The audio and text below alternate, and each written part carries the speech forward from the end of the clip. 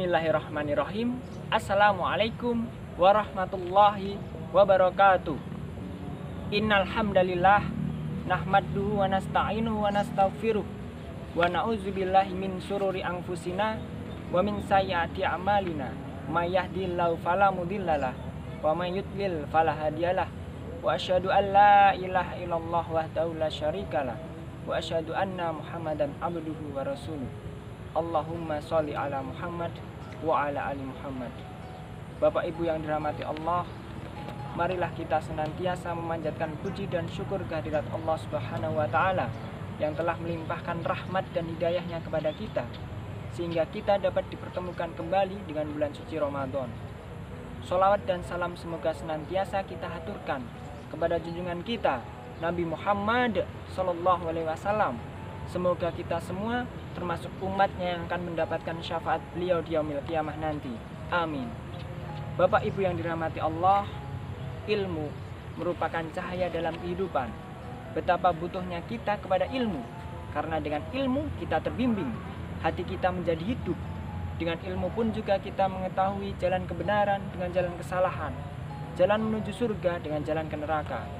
Akan tetapi yang harus kita perhatikan di saat kita menuntut ilmu, Bapak Ibu sekalian, itu penting bagi kita untuk mempelajari adab, terutama adab jiwa. Mengapa demikian? Karena ilmu membutuhkan bejana, ilmu membutuhkan tempat yang tepat. Tempat ilmu itu adalah hati. Ketika ilmu itu masuk ke dalam hati kita, dalam keadaan hati kita banyak penyakit-penyakitnya, apa yang terjadi? Yang terjadi adalah ilmu tersebut kurang manfaatnya. Oleh karena itulah para ulama mengingatkan masalah ini. Imam Ibnul Mubarak rahimahullah berkata, "Aku mempelajari masalah adab selama 30 tahun, sedangkan aku mempelajari ilmu selama 20 tahun." Muhammad bin Sirin beliau berkata, "Kami belajar adab itu seperti kami belajar ilmu." Al-Imam Ibnu Qayyim rahimahullah berkata, "Adab seseorang itu adalah tanda kebahagiaan dia, di mana seseorang ketika adabnya baik, itu menunjukkan akan kebahagiaan ia di dunia dan akhiratnya."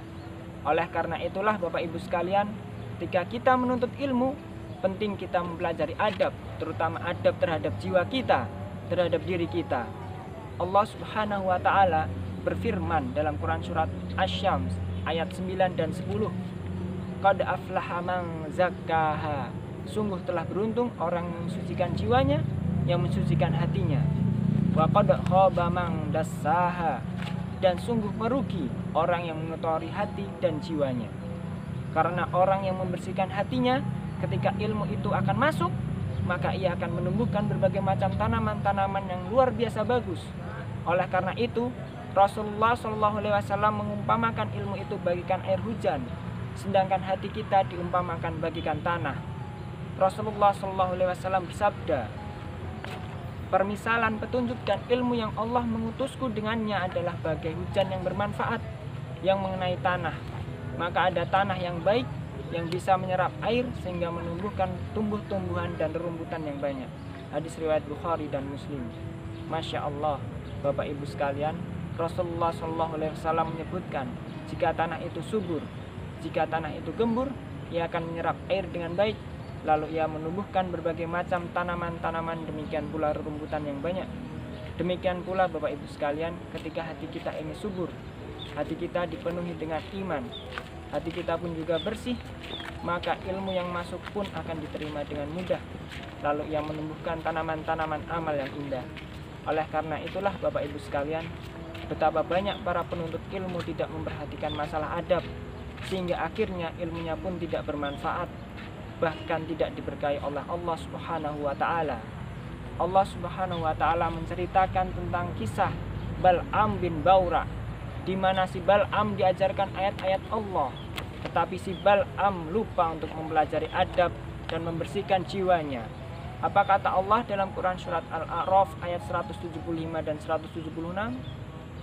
"Watslu alaihim naba'alladzi atainahu ayatina fangsalakha minha fa'atba'ahu syaitanu fakana minal ghawin." Bacakan kepada mereka tentang kisah orang yang kami ajarkan ayat-ayat kami ajarkan kepadanya ayat-ayat kami, lalu ia pun lepas dari ayat-ayat kami tersebut. lalu setan mengikutinya, maka ia pun menjadi orang-orang yang tersesat. Lalu Allah Subhanahu wa ta'ala mengatakan, walau syi'na la rafa'nahu biha. Padahal kalau kami kehendaki, kami akan muliakan dia dengan ayat-ayat kami tersebut. Walakinnahu akhlada ilal ardi wattaba'a hawa. Akan tetapi ia condong kepada bumi, ia lebih cinta dunia dan mengikuti hawa nafsunya. Subhanallah, si Bal'am menuntut ilmu, bahkan menguasai banyak ayat-ayat Allah, tetapi ia lupa untuk membersihkan hatinya, membersihkan jiwanya, yang merupakan adab-adab jiwa yang sangat agung dan luhur. Ternyata penyakit di dalam hatinya berupa cinta dunia dan mengikuti hawa nafsu masih kuat. Akibatnya apa yang terjadi? Allah menceritakan dalam ayat tersebut, ternyata ia lepas dari ayat-ayat Allah Subhanahu wa ta'ala. Ternyata setan pun mengikutinya, lalu ia pun menjadi tersesat jalan. Maka Bapak Ibu sekalian, jangan sampai ilmu kita kemudian menjadi bumerang yang akan memasukkan kita ke neraka akibat kita tidak memperhatikan adab-adab jiwa. Demikian pula kita berusaha untuk memperhatikan adab-adab ilmu, bagaimana adab di majelis ilmu, bagaimana adab kepada ahli ilmu, bagaimana adab terhadap buku yang kita miliki. Nah, ini sangat penting sekali. Kita dapati seseorang penuntut ilmu lebih banyak berkomentar daripada mendengar, sehingga akibatnya dia banyak berbicara tanpa ilmu. Kita lihat banyak penuntut ilmu senang berdebat, sehingga akhirnya mengeraskan hati. Padahal penuntut ilmu sangat dianjurkan untuk meninggalkan hal-hal seperti itu, karena itu bukanlah adab seorang penuntut ilmu, terlebih penuntut ilmu yang baru mulai ia menuntut ilmu. Bapak Ibu yang dirahmati Allah, maka ilmu tanpa adab mengakibatkan seringkali ilmu tidak bermanfaat. Maka pelajarilah adab, baca buku-buku, kitab-kitab para ulama tentang adab menuntut ilmu. Nah, dengan kita mempelajari adab, insya Allah, Allah akan berkahi pada ilmu kita. Allah berikan kepada kita semakin kemudahan-kemudahan dalam menuntut ilmu Allah Subhanahu wa ta'ala. Semoga kita termasuk orang-orang yang bermanfaat ilmu kita dan diberikan oleh Allah Subhanahu wa ta'ala adab yang baik dalam kehidupan kita. Wallahu a'lam bishawab. Billahi fisabil haq fastabiqul khairat. Wassalamualaikum warahmatullahi wabarakatuh.